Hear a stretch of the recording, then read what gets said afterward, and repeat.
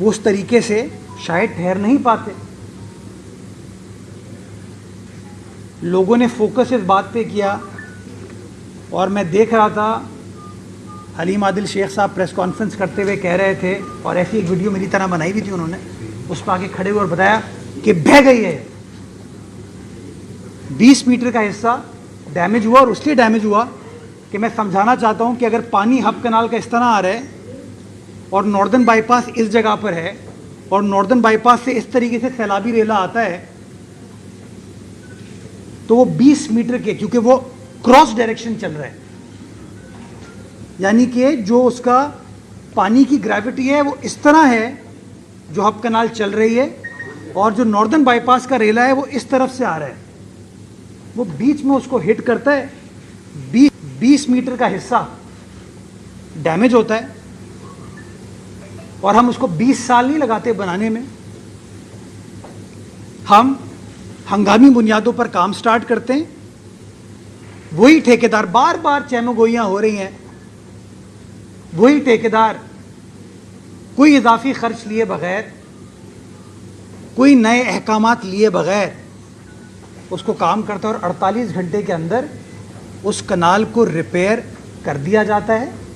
और इस वक्त यानी कि कल शाम को वो कनाल चालू हो चुकी थी, पानी की सप्लाई रिस्टोर हो चुकी थी। कोई बंदा जाके वीडियो नहीं बनाई उसने। किसी ने इल्ज़ाम लगाया, मैं देख रहा था एक जमात इस्लामी का कोई वेस्ट का ओहदेदार है, कह रहे हैं कि मुर्तज़ा वहाब अब्दुल सत्तार अफगानी साहब के काम का क्रेडिट ले रहे हैं। अफगानी साहब माशाल्लाह आज भी अल्लाह उनकी बख्शिश करे, मग़फ़िरत करे। तो अनफॉर्चुनेटली हम बजाय इसके कोई कुछ चैलेंज आता है उसके अंदर अपने लोगों को आगाही फराहम करें, उनको एक्सप्लेन करें। हम अपनी सियासी इख्तिलाफ में गलत बयानी करते हैं, जिससे हमारे शहर का तासुर ख़राब होता है। और इसलिए मैंने आपको बताया कि अभी ये जो गालिबन क्या M9 है, ये M9 motorway, M5 motorway Multan वाली, वो बह गई है, लेकिन वहाँ तक कोई नहीं पहुँचा। क्यों? क्योंकि वहाँ पे कहते हैं कि हाँ यार ये एक इंसानी आफत है, कुदरती आफत है, माफ़ कीजिएगा, लेकिन हमारे यहाँ वो फ़ौरन ट्विस्ट करते हैं। तो मैं गुजारिश ये करना चाहता हूँ कि खुदारा आप अपनी सियासत करें, लेकिन इस तरह अगर लोगों को आप गुमराह करेंगे, इस तरह अगर अपनी सियासी पॉइंट स्कोरिंग के लिए बातें करेंगे, तो फिर लोग काम कैसे होगा। शारे भुट्टो के हवाले से पहले दिन से देखिए हमारे शहर में तासुर ये दिया जाता है कि काम नहीं होता। हमने अपने साथियों के ज़रिए, पार्टी के दोस्तों के ज़रिए अब की बार फैसला ये किया कि काम भी करेंगे, काम को दिखाएंगे भी। तो हम उस इम्प्रेशन की नफ़ी करने की कोशिश कर रहे हैं। तो तासुर ये दिया जाता था कि काम नहीं होता, हमने शारे भुट्टो पे काम किया। शारे भुट्टो के इफ्तिताह से गालिबन 1 हफ्ते पहले प्रोपेगेंडा स्टार्ट हो गया था कि उसका स्ट्रक्चर टूट गया। जब लोगों ने बात नहीं सुनी, इफ्तिताह हो गया, तो प्रोपेगेंडा शुरू हुआ कि वहां लॉ एंड ऑर्डर सिचुएशन है।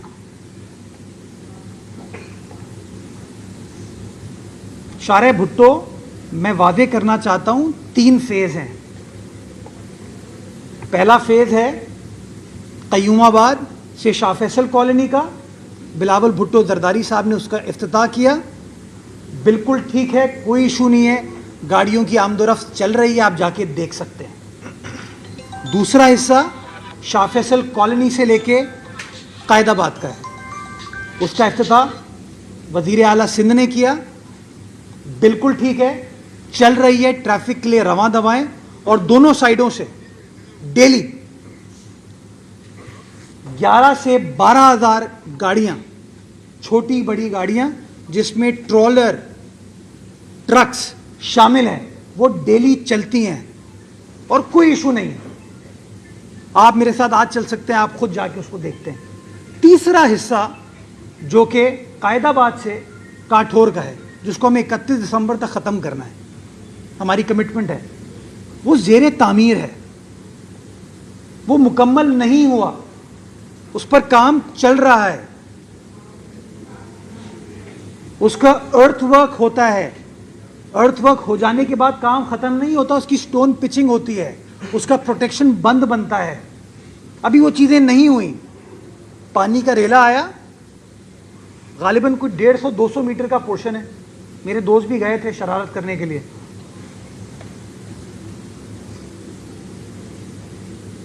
पूरे शारे भुट्टो की बात नहीं हो रही, वो छोटा सा पोर्शन हुआ, बातें करनी शुरू कर दी। सब जाके सब इंजीनियर हो गए। मतलब मैं तो कहता हूं यूनिवर्सिटी को बंद कर देना चाहिए। जब हर बंदा इंजीनियर बन जाता है हमारे यहाँ, हम पता नहीं क्यों कंसल्टेंट्स हायर करते हैं, इंजीनियर्स हायर करते हैं। हम सलमान को बोलता हूँ यार तू डीजी बन जा, मैं बनता हूँ मैं भी डीजी बन जा, तो ये टेक्निकल बन जाएगा, मैं मैकेनिकल बन जाऊंगा। हम पता नहीं क्यों, वो अभी कंसल्टेंट्स परेशान है। वो कहते हैं यार कि कैसी कैसी बातें आ जाती हैं। तो मैं सिर्फ बताने चाह रहा हूं कि दोहरा मयार नहीं होना चाहिए। अगर जलालपुर पीरवाला पे बना हुआ मोटरवे, बना हुआ, वो बह गया और पूरा नहीं बहा, एक पोर्शन उसका बहा पानी की दबाव की वजह से। उसी तरीके से 20 मीटर का हब कनाल के पोर्शन में एक नुक्स आया। उसकी मैंने आपको वजह बताई कि पानी क्रॉस की तरफ से आया है, पानी के राइट ऑफ वे से नहीं आया वो। उस नुक्स को एड्रेस कर लिया गया, और जो शारे भुट्टो में ये 150 मीटर के पैच पे नुक्स आया जो ज़ेरे तामीर है, उसको रेक्टिफाई किया जाएगा। कोई इजाफी खर्चा नहीं होगा, ठेकेदार खर्चा जो है उसके अंदर। कुछ लोग कह रहे हैं ना अरबों रुपए की करप्शन हो गई, पैसे खा गए। वो भाई ये कंसेशन पीरियड है, ये सारा काम जो ठेकेदार है उसी को करना है। इसके पैसे आप मैं टैक्स पेयर की किटी से नहीं आ रही, ये टोल बेस्ड इनिशिएटिव है हमारा। तो मैं गुजारिश करता हूं, अल्लाह करे कि वो 11 बजे वाले 12 बजे वाले जो प्रेस कॉन्फ्रेंस करने वाले इंजीनियर आर्किटेक्ट टाउन प्लानर हैं, वो थोड़ा सा लिहाज करेंगे। बिकॉज जंग में पीपल्स पार्टी जमात की नहीं है, ये जंग कराची शहर की है, ये जंग हमारे सूबे की है। ये जो इंप्रेशन दिया जाता है ना कि काम नहीं होता, काम नहीं होता, काम नहीं होता, ये उसका जवाब है। अब मैं आता हूं मौजूदा एक और, चूंकि मुनाफकत ओरिएंटेड मैं डिस्कशन पर लगा हुआ हूं। ये कहते थे हमें इख्तियारात नहीं है, वसाइल नहीं है। जमाती भाई मेरे पास आके कुछ और कहते थे, लेकिन चले पब्लिकली सुबह 11 बजे कहते थे इख्तियारात नहीं है। मैंने इसी जगह इसी कमरे में खड़े होकर सलमान के साथ इन साथियों के साथ प्रेस कॉन्फ्रेंस की और कहा कि इनको 27 अरब रुपए मिले। बहुत बड़ा अमाउंट होता है। जो कहते हैं हमें पैसे नहीं मिले, उनको 27 अरब रुपए दे दिए गए। इन्होंने अगले दिन प्रेस कॉन्फ्रेंस की और एतराफ़ किया कि हाँ पैसे मिले, लेकिन यार वो तो सारे पैसे तनख्वाहों में ग्रेजुटी में चले जाते हैं। यही कहा था उन्होंने। उसके अगले दिन मैंने उसका जवाब दिया कि हाँ अब 27 अरब मान लिया, मैं मानता हूं कि तनख्वाह में पैसे जाते हैं, लेकिन हर टाउन में इतने इतने रुपए, इतने इतने करोड़ रुपए बचते हैं। नतीजा क्या हुआ कि वो लोग जो कहते थे वसाइल नहीं है, वसाइल नहीं है, वसाइल नहीं है, उन्होंने एकदम से काम करना शुरू कर दिया। अभी आपको छोटे बहुत काम होते हुए नजर आ रहे हैं। अब वो वीडियो लगा रहे हैं, कह रहे हैं देखो हमने ये काम कर दिया। कल एक टाउन चेयरमैन की मैं वीडियो देख रहा था, वो कह रहे थे नेमतुल्ला साहब बड़े बड़े काम करते थे, उन्होंने K3 दिया है शहर को। मेयर साहब ये आप क्या छोटे छोटे कामों में लगे हुए?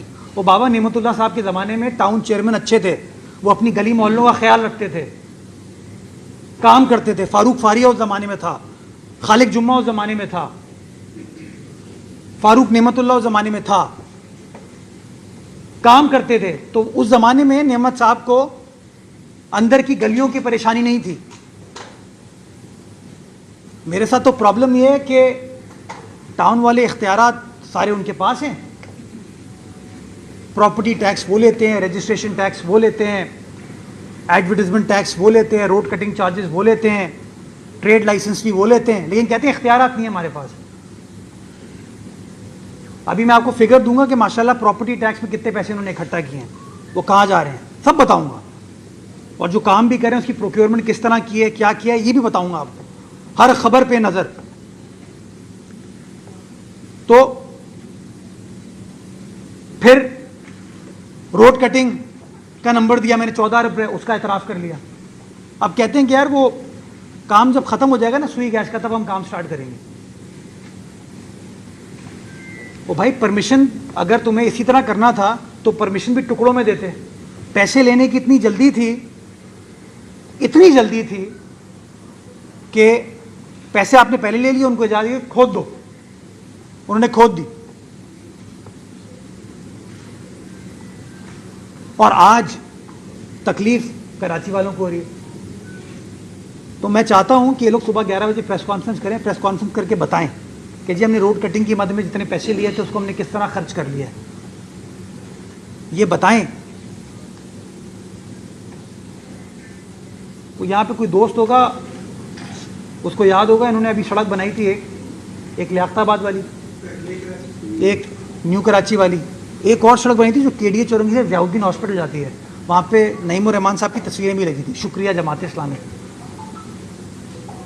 वो सड़क अभी मैं बारिशों में गया था, उसका हाल देखें, लेकिन वो उसके ऊपर सेलेक्टिव एमनीजिया है मुनिम जफ़र का।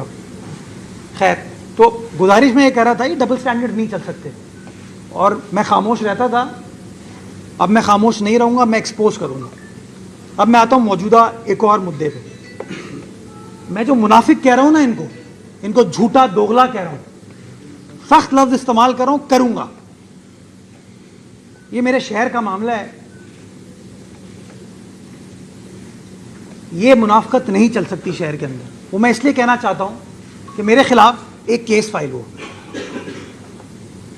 यानी कि बल्दिया उज़्मा कराची के खिलाफ केस फाइल हुआ, और केस में उन्होंने कहा कि बल्दिया उज़्मा कराची जो है, और वो केस फाइल किया सैफुद्दीन साहब ने, जो कि काउंसिल में अपोजिशन लीडर हैं, यानी कि उनको सब पता है, और उनके साथ जमात इस्लामी के 9 फरिश्ता सिफ्त बावजू बा किरदार,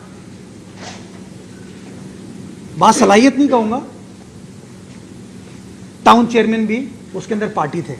और केस उन्होंने मुद्दा ये कहा कि केएमसी ने कराची के पार्कों को कमर्शलाइज करना शुरू कर दिया, ये उन्होंने कहा। और हल्फिया कहा,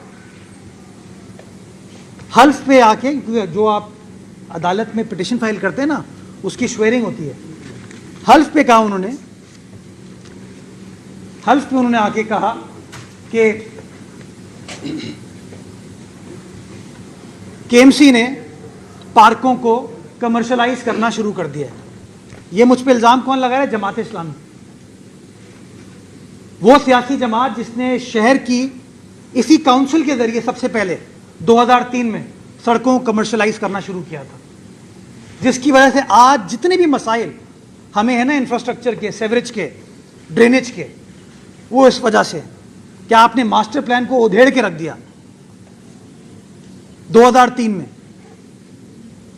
जमात इस्लामी के दौर में इसी काउंसिल ने करारदाद मंजूर की, और हमारी अदालतों ने कहा